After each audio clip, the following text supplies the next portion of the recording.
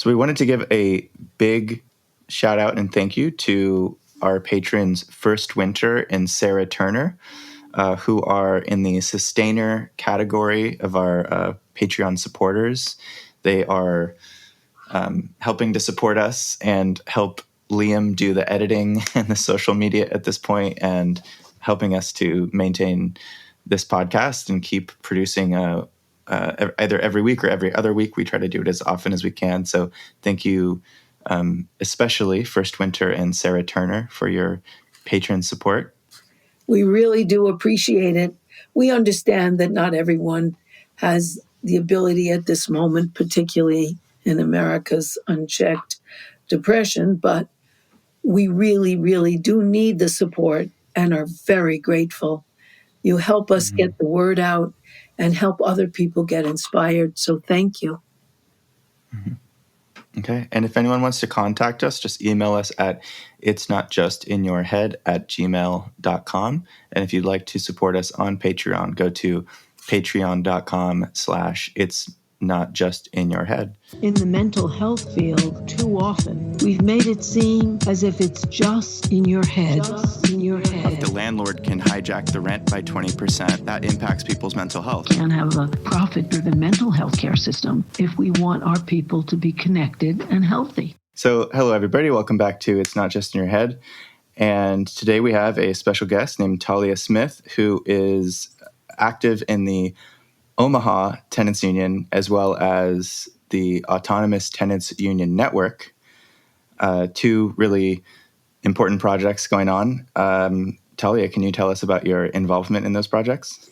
Yeah, absolutely. So I joined Omaha Tenants United in early 2019, which was about 6 months probably after it formed. It formed in summer of 2018. And before I knew anything about the tenants union, I had my own renting issues, as most tenants have. I rented in like a pretty crappy apartment. It had like bed bugs, roaches. It would flood and the ceiling would collapse all the time. But it was also in like a gentrifying neighborhood, and it was cheap. It was, near everything that we needed. It was on a bunch of bus lines, so I could take public transit. And the landlord was pretty much a slumlord, but he left us alone. So we were actually pretty content. And the problem really started when somebody else bought the building, and all the problems were getting fixed, but also all of our neighbors were getting evicted so that they could renovate and raise the rent. And so we kind of knew that we were going to be next. We probably weren't going to be evicted, but they were going to raise the rent to what we couldn't afford. And so it put us in such a tight position of either we're in this uninhabitable apartment that we have all these problems like bugs that we have to deal with all the time, but we also know all our neighbors, we're relatively happy, the rent's pretty cheap. Or, we have to go to somewhere where these problems are fixed, but it's more expensive. And so we ultimately ended up moving, and I think I've moved, once a year since then. And that's always been the case, is either find something cheap and crappy or find something more expensive and nicer. And Omaha is in a lot of neighborhoods are in the early stages of gentrification here. So the rent just keeps it's not horrible now, but every single year landlords are just raising the rent. And so it gets too expensive, move to a crappier place. But long story short, that was kind of my situation, and was just feeling really frustrated and stuck and lacking options. And then I actually worked for the city at that time, and I saw Omaha Tenants United come and speak because they were trying to stop a slumlord from getting a tax break. And just seeing that there was a group of people in the city who recognized that those were the issues going on and were doing something about it. I felt oh my gosh, there's other people noticing this and doing something. It's not just me. And so I got involved in Omaha Tenants United then, and have been pretty involved ever since. And then in terms of the Autonomous Tenants Union Network is actually a national network of tenant unions. So they started by having calls nationally, just conference calls. I think in 2019, but then in 2020, when the pandemic hit, they had already been planning on having a founding convention, but kind of really ramped that up, decided to do it virtually, and finally formalized the network in October.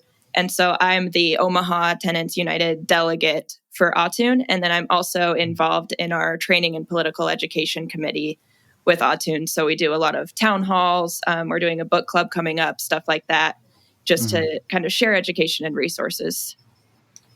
Do you have any legislative protections for yourself? Like in New York, there are rules that you can't raise the rent too much. And if you're in a rent controlled or rent stabilized building, you have some protections. Or is that non-existent in Omaha? It's, I wouldn't say almost non-existent. So, there are very few protections. There are, requirements about the amount of notice that landlords have to give you before evicting. There are code enforcement laws that landlords are technically supposed to follow, except for there's really no actual enforcement of those. So if repairs aren't getting done, there's nothing really that tenants legally can do. We don't even have an explicit law that allows you to withhold rent to get repairs. You kind of can, but it's based in contract law and lease violations and not in the actual Landlord Tenant Act. So it's really, really nothing here. And no, there's no rent control laws or anything like that either. Yeah, well, one of the things that reading about you made me think about was how in New York City, the Communist Party would go wherever people were being evicted and put their furniture back in and stand outside and be supportive, because there was this, 1 out of 4 families had an active communist member. It was like being in the progressive Democrats now in terms of popularity.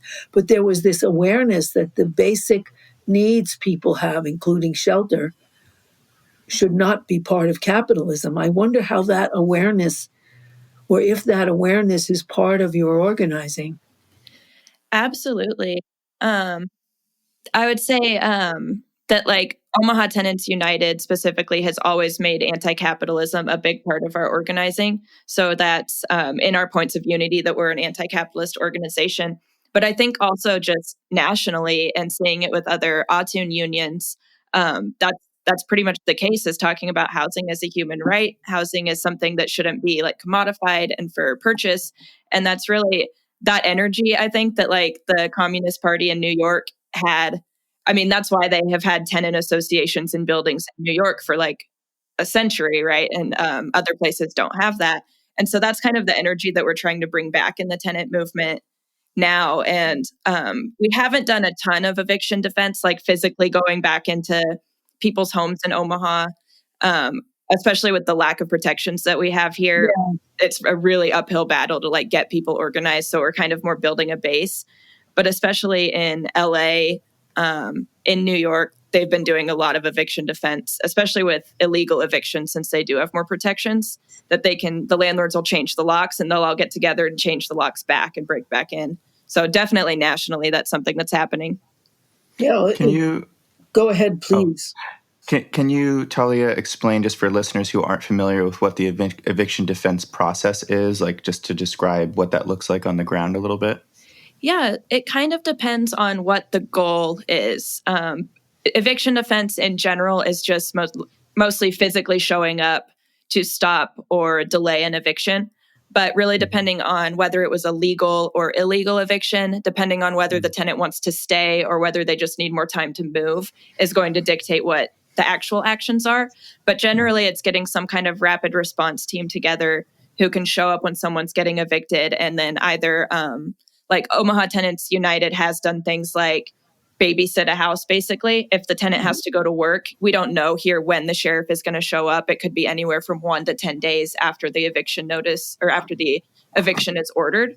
So we will stay at their house so that we can call them if the sheriff does show up so that they can have a chance to move their stuff.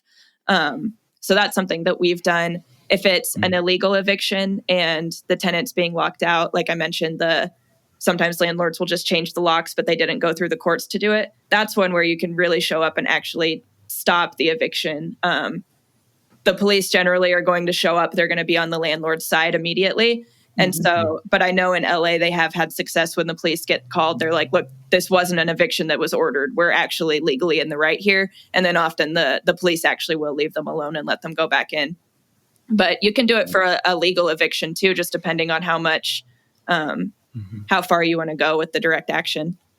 I mean, what would inspire people to potentially take such risk, right? Where you're maybe you're taking work off, or I don't know, of all the other things you could be doing with your time, you're showing up to, I mean, it could be sort of a quote unquote comrade's house. It could just be a total stranger that's maybe part of the tenants union or effort. But to go there and to physically block the door or to talk with police, I mean, what almost, just psychologically, like, what do you think, I mean, for yourself, if you've been involved in these on the ground, or for those, I mean, what do you think inspires people to sort of escalate to that level of risk and potential confrontation to defend their neighbors? Yeah, I almost feel like for me, I feel like it's the shared problem that we all have, and then just knowing that sticking together is the best solution. So just like, I mean, I have it better than, plenty of other tenants do. I've never been evicted. I usually almost self-evict really when my lease is up. And if the rent is going up, then I'm like, fine, I'll just move. I'm not going to fight against it, just depending on what building I've lived in and stuff. But I mean, like, we're all in a situation where if we can't pay rent, then we can be evicted, having no protections. And so if anything were to happen, that would be a situation that any tenant could be in Omaha. And just knowing that that's the conditions that we're all in together. And just also having seen what can be done then when we act all together to stop it. I mean, seeing, I don't know how familiar people are with like the Portland Red House eviction defense that happened recently. And that one was for homeowners even who are at risk of foreclosure. And hearing about, showing up with the lock picking and having, what's it called? People that change locks, whatever, on board who will show up. Yeah, locksmiths. And just like seeing communities support each other, I think is like, that seems like just the best option to get the problem fixed. And it's also anytime you take an action with like a group of people and you're all in it together, it's also just a really good feeling of like, we are in this together. We're not alone in this situation. And so if I were in that situation, I would want everyone to show up for me, I guess. Yeah, well, it's very exciting to see that people can be empowered to act together, because if anything showed us, it would be the Senate races recently won in Georgia by the first Black person and the first Jewish person who ever won a Senate seat there because of rigorous organizing. And I'm curious as to how you get that sense of empowerment and also connect with others with that potential of empowerment on their own living situation as well as their own possibilities. Yeah, I think one thing that's really big is just talking about and thinking about those possibilities. One of the biggest hurdles for organizing here, and I imagine is similar in other places that don't have as much of a history or organizing foundation as, say, New York City does, and even then, it's still, I'm sure, a challenge, is kind of getting over that individualism that we feel. Thinking of it as this is not just a contract between, two equal consumer and provider, landlord and tenant. Like, there's a power imbalance there that you can see just looking at the laws and how many of them are there to protect tenants and how many of them are there to protect property. And so one thing that we're trying to work on in Omaha is just how do we get people engaged? Because you can sign up to join Omaha Tenants United online. Our dues are anywhere from $2 to $10 a month. And so people can sign up and join. But then how do we get them actually involved too? Because I think there's often an idea that you're going to sign up for an organization and you're either just going to support through donations, or it's going to be like a volunteer thing where you show up to a nonprofit and the staff gives you a task to do, you do it and then leave. But like, organizing is so much more than that. It can be incredibly time consuming. It can be really hard. It can be really challenging. Like, there are a lot of emotions that come along with it. Just doing that work. So it's kind of fighting that culture of like volunteerism and individualism and getting people seeing that like this is the way that we can have things that we never even imagined were possible just because, it's not what people talk about. Has it changed your mental outlook, getting empowered in this organization? Absolutely. I think it's still really hard for my own like renting struggles. Like I am still very much a person that even though I know I have this group that will have my back no matter what, I'm still the type of person who's like nervous to call my landlord about repairs or nervous to send a letter to get my deposit back.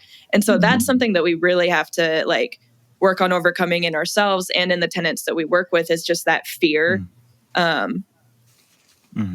It just like there's so much power imbalance that this person, could cause you to lose your home just because they're mad at you, right? So there's that fear there of taking action. I really respect the tenants that I've worked with who are just not afraid at all.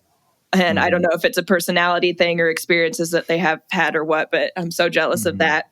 But in general, I'm very, very optimistic about the tenant movement, especially through Atun and getting to be a part of a national network where people are doing different conditions, but also similar at the same time, just depending on the city that they live in. But we're sharing tactics and we're sharing resources, and, tenant unions are just popping up all the time.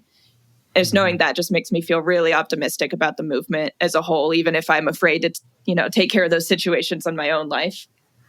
You said a moment ago the thing about nonprofits, which I had like a smirk because it's a little bit of a obsession of like, I talk a lot of crap about nonprofits. Like I worked for one for like 5 years and I just saw the complex and everything. But you mentioned that, and that the Atun Points of Unity also makes clear from what I've read, and we'll link this in description for anyone who wants to read, but like kind of makes clear that Atun is not a nonprofit organization, and Atun is not a service provider organization. And some of that languaging I thought was really interesting, maybe jarring for some people when they first see it, because it's like very kind of bold, and it's saying like, here's a bunch of things we're not, and here's a bunch of things we are, to kind of set it as an organization apart from a lot of other organizations, and to create a network of organizations with the same way of thinking in those terms. And I guess because I've had my own kind of interpretations from reading that language and thinking about it myself, like, okay,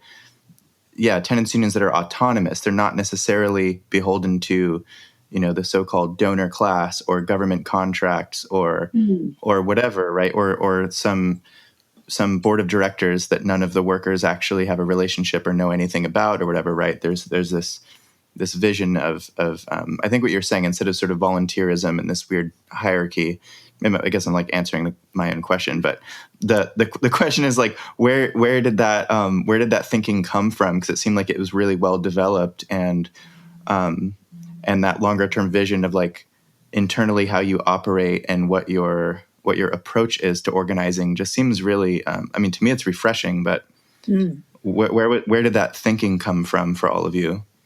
Yeah, absolutely. And I know kind of a conversation that came up at the Atun convention when we were, ratifying those points of unity is that we're not just inherently against nonprofits because of their legal structure. We're not inherently against receiving, one-off grants or anything. So it's not like hard and fast rules, but really what it is just focusing on the fact that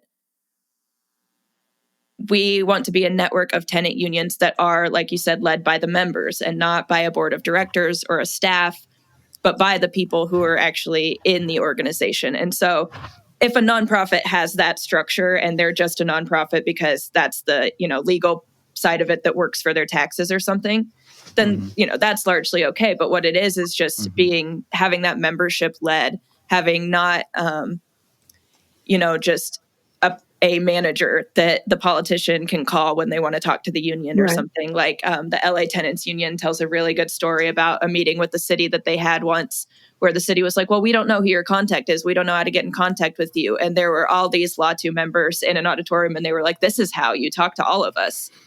And so I think it's just that feeling is really where it comes from, that autonomy and that empowerment and that acting on behalf of ourselves and our community and not for others. Have you noticed a change in people's hope that they can do something lately?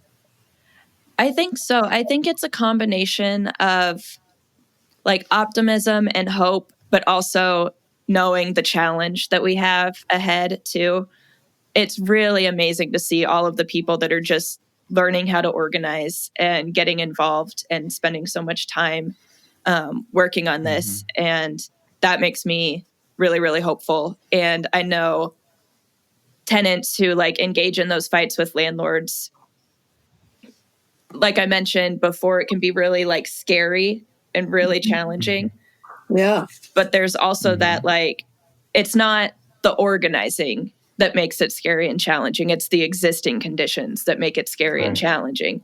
And so the organizing, and when you win, or even if you don't win, but now you know your neighbors and you didn't before, and you know that the next fight, you'll have already that base of relationships to start with. I think that's really empowering. Well, I'm sorry. No, go ahead, Harriet. In New York City, there are huge complexes like the Lefrak complex with about 50,000 people who have decided they're not going to pay rent till after the pandemic. And you wonder, how do people understand that they have the power to make change? And I think part of it you've described, they hear about organizations, they know there's other people. But what do you think is what gives people the sense that I will disobey the lines of dominance and submission that I have learned? I will stand up with others. What is that mental, psychological transformation that you achieve by getting people to be active with you?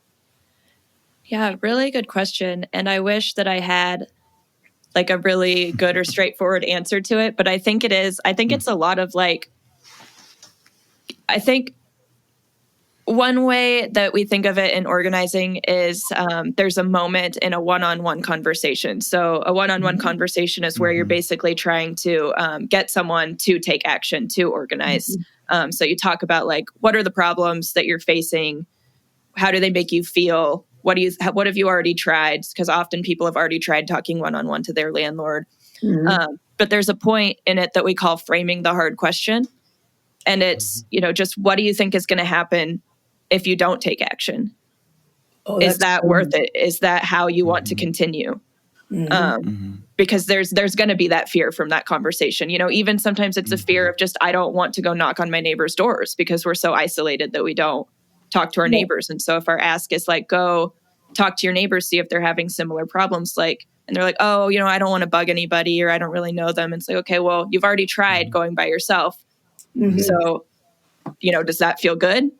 Or is the opportunity to make, create a change? And so I think there has to just be that like choice of either things are going to continue in a way that we already know we don't like, or it might be scary, it might be challenging, but there's also this opportunity that it could be, completely different than how it is now. Yeah.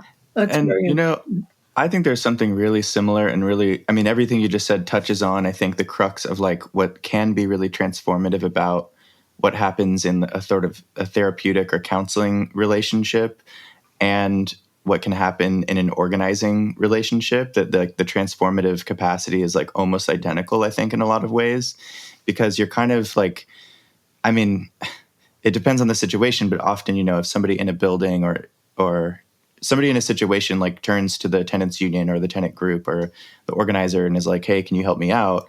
It's like kind of similar to like, hey, therapist, can you help me process the things or whatever?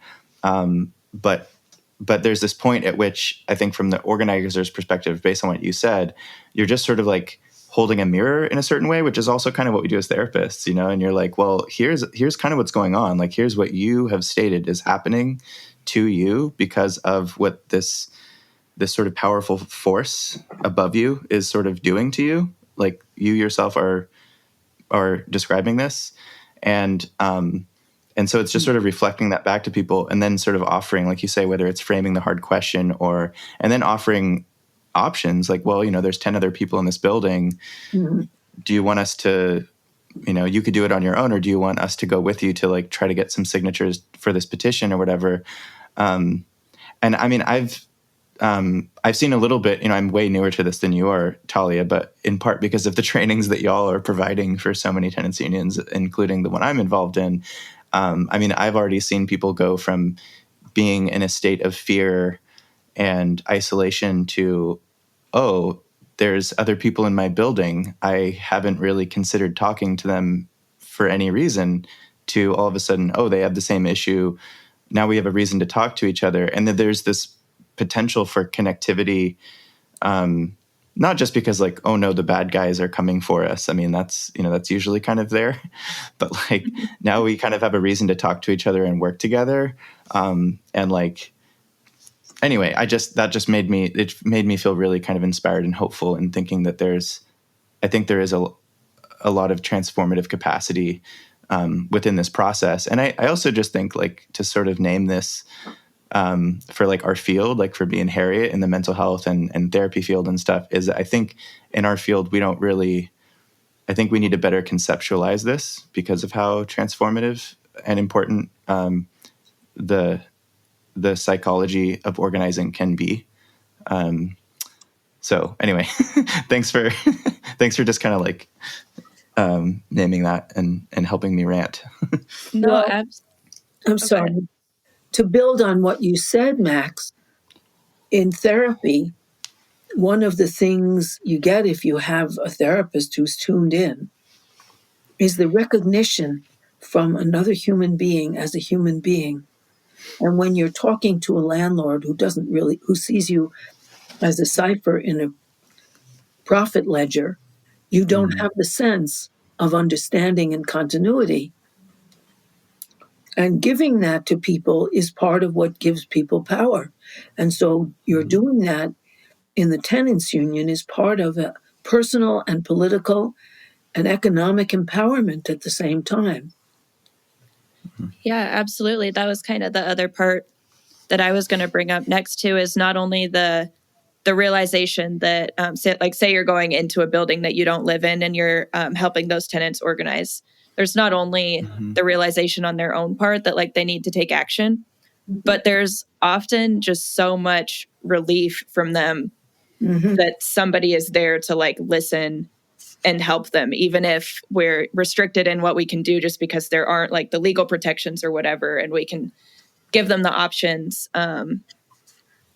It's always surprised me so much because I'm the type of person that like doesn't answer my door when somebody knocks. I get scared and run away and hide.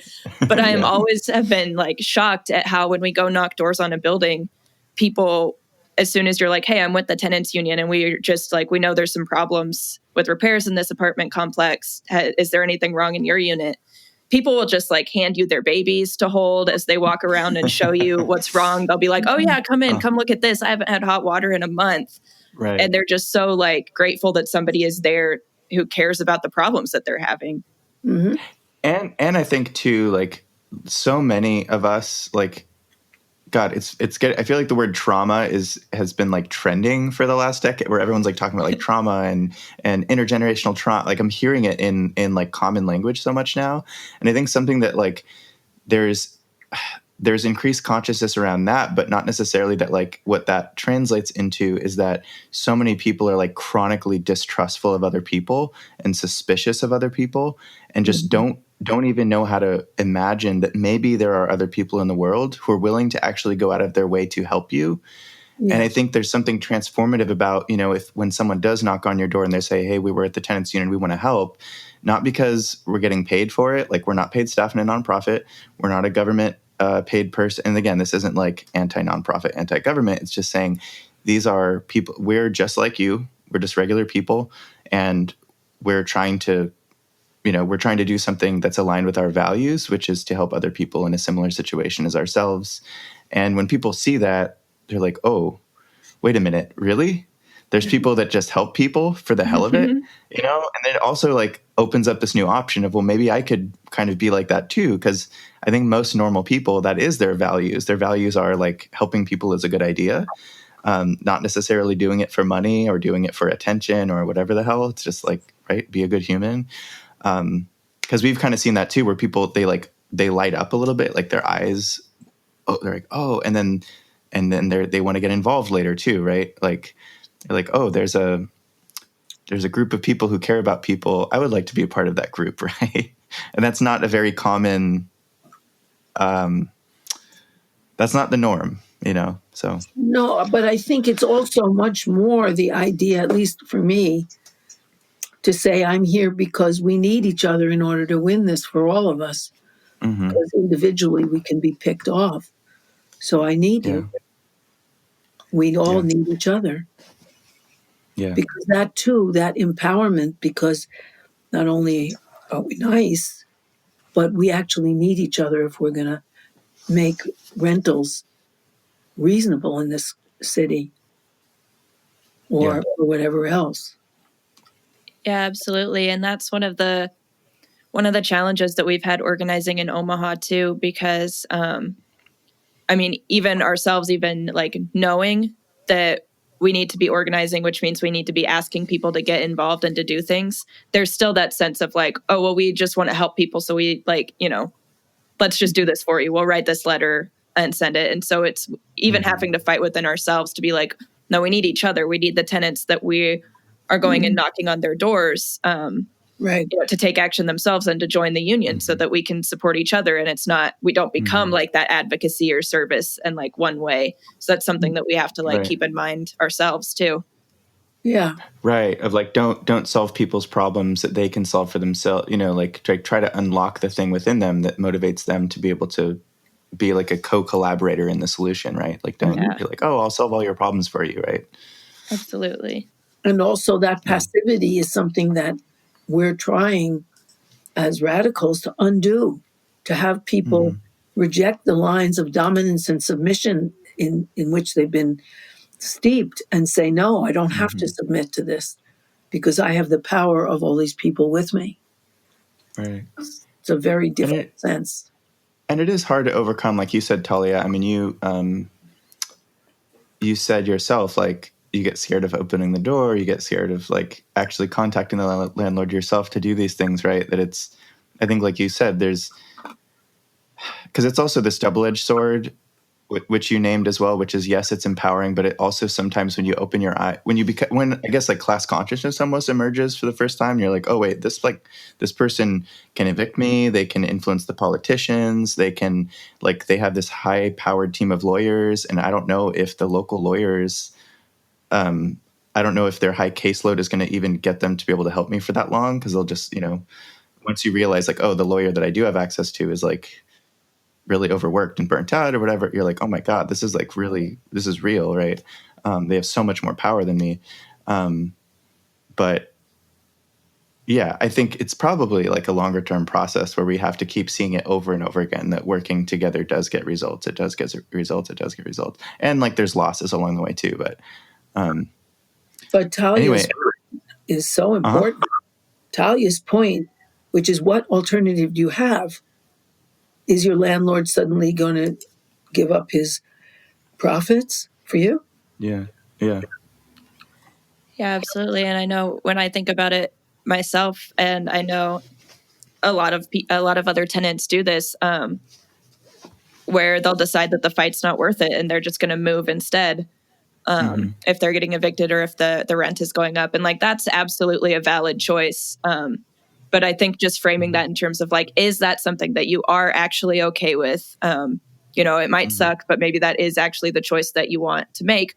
Or is that not the choice that you want to make, but you feel like it's your only choice? And sometimes, you don't have the energy and you don't want to put up that fight. And maybe you don't like your apartment that much anyways, and you're going to end up finding a nicer one. And that's like, that's good. That's materially good for that person then if they got out of the home that they didn't want.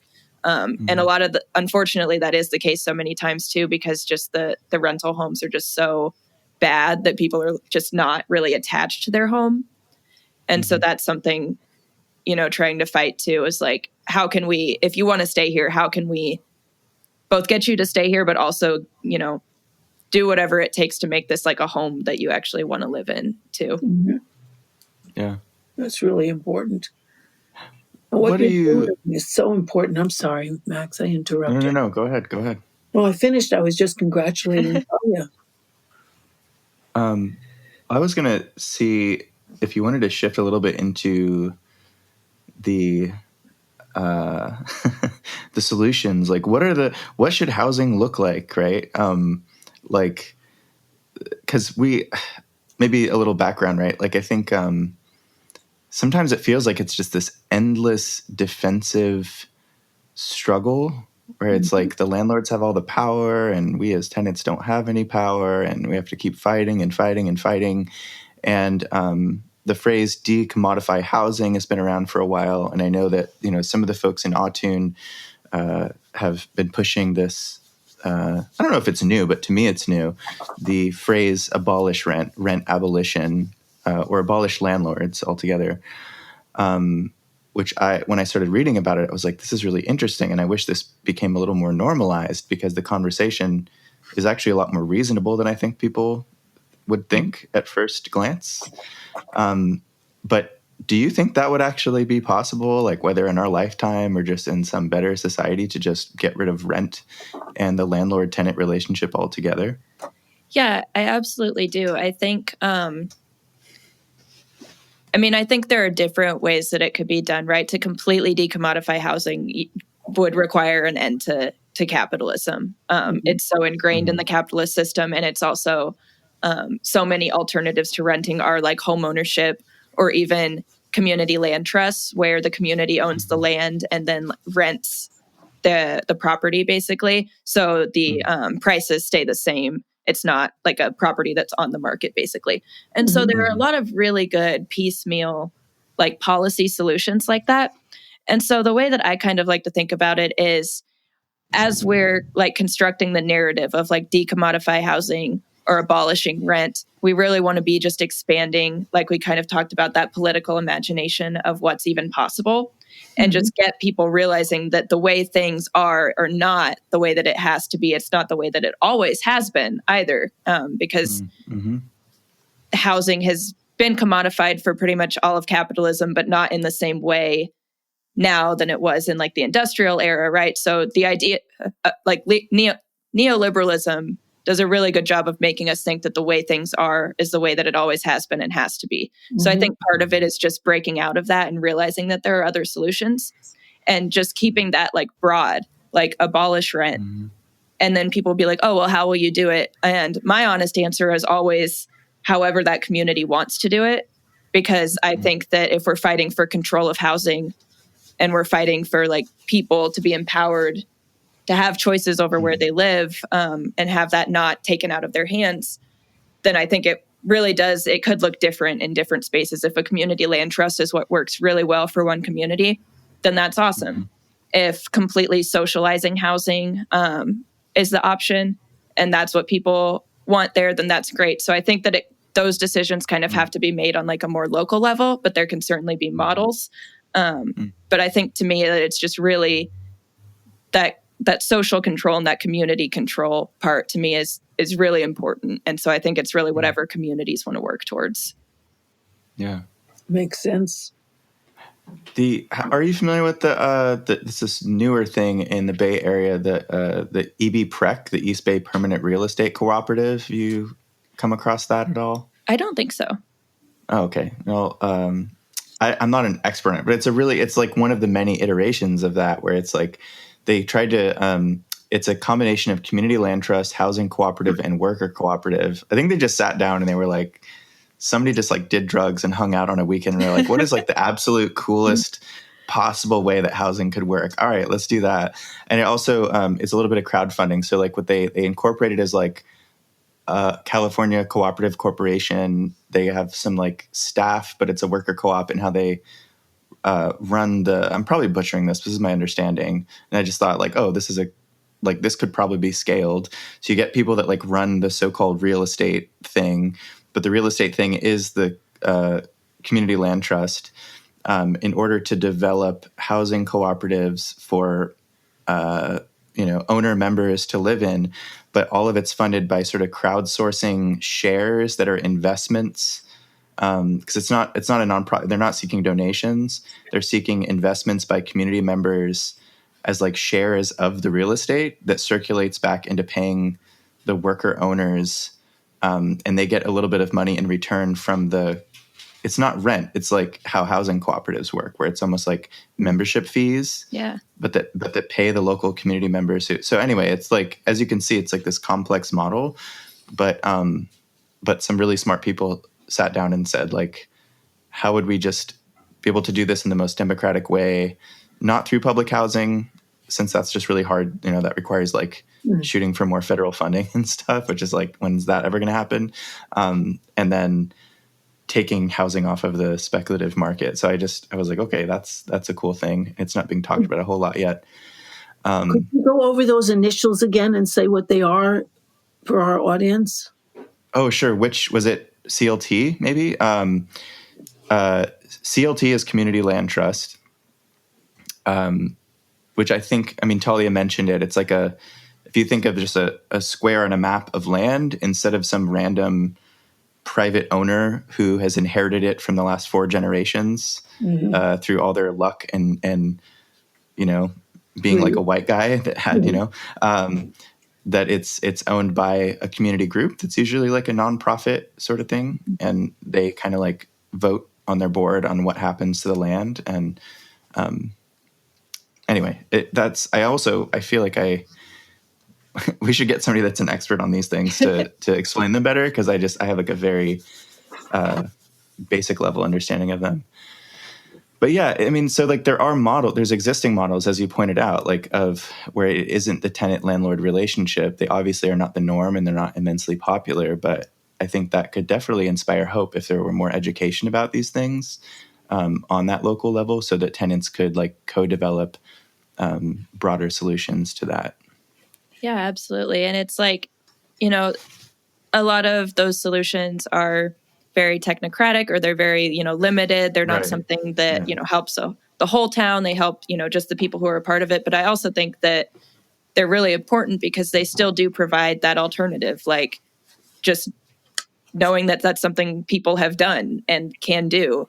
Mm-hmm. And just helping with that, like envisioning, like, okay, if they could do that, then we could do something like that here. And so I think that's really important. And like I said, it's not, completely decommodifying housing, but I think that it's materially like good to take steps like that. Yeah. You had mentioned, Max, some initials of a tenant union in your area that sounded promising. And then you asked Talia, have you heard of that? She said, no. Of course, I haven't either. So I was remember if you would elaborate on it, please. Oh, sorry. So that was EB-PREC. Yeah, that is definitely an acronym. That is like 6 letters. EB-PREC is, so it's in the Bay Area of California, which is north of where I am in Santa Barbara. It's East Bay Permanent Real Estate Cooperative. And I think they call it East Bay because they are trying to think locally. They're not saying this model is everywhere. And kind of like how Talia said, it may not be even appropriate or desirable to other areas, but in the East Bay, which is typically like, Oakland, Berkeley, like those cities in the Bay, San Francisco Bay Area, Permanent Real Estate Cooperative. And I think they were pretty deliberate in the choosing of the language. Like they're making the point about permanence to kind of name the sort of mass exodus, in particular of communities of color within the Bay Area, like Oakland. I don't know the statistics. We should probably get someone from the project on, but like the number of Black residents that have been pushed out of Oakland just in the last 10 years or something, it's just like horrifying. So, and it's not, gentrification is like racialized. It's not completely racialized, but the racial asymmetry is like obviously an enormous problem. It's also very class, and socioeconomic based. But so they wanted to make it to say we want permanent housing. Like we want, we don't want like, Talia mentioned herself earlier on that pretty much every year she moves somewhere. Right. Right. That's becoming way, way more common. Where it's just expected every 6 to 12 months you have to find a new rental unit, and then the rent's going to go up, and then what are you going to do? So permanent real estate cooperative. I feel like I'm trying to sell this thing that I don't know enough about. So we should we should try to contact them so they can explain this cool model. But the fact that there are these other models around outside of private ownership and commodification of where people need to live is already an eye-opening idea. Yeah, yeah. Absolutely. Well, we should probably close it out because we have another one in like 8 minutes. But we do want to thank our Patreon wonderful helpers.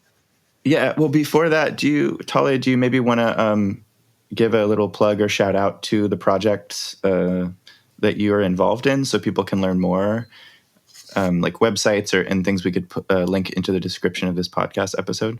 Yeah, absolutely. So Omaha Tenants United is our local union here in Omaha. And so that's just omahatenantsunited.org, or we're also on Facebook, and Twitter is a little bit less active. And then, sorry for my dog, there's the Autonomous Tenants Union Network. Everything, if you search for that, is going to be ATUN and then -RSIA, which is the acronym in Spanish. So Autun has a website, and there's a calendar on there that's really awesome because it'll share all of our upcoming trainings. And there's a resources page. And we've also got office hours with Autun too. So if anybody is thinking about starting a tenant union or is new to organizing, definitely recommend those Autun office hours because you can hop on with someone a little bit more experienced who can kind of give you some guidance. Mm-hmm. Great. Really Thank you for that. Thank you so much for all you're doing. It's all part of trying to take this country for people instead of profit. It's so important. Talia. Yeah, absolutely. Yeah. Oh, I guess I should also plug, I do also have a podcast called Tenants United Podcast, where I interview other tenant unions. And so that one I try to make like a good resource and educational for people who want to organize too. So folks can definitely check that out. Wonderful. Oh, cool.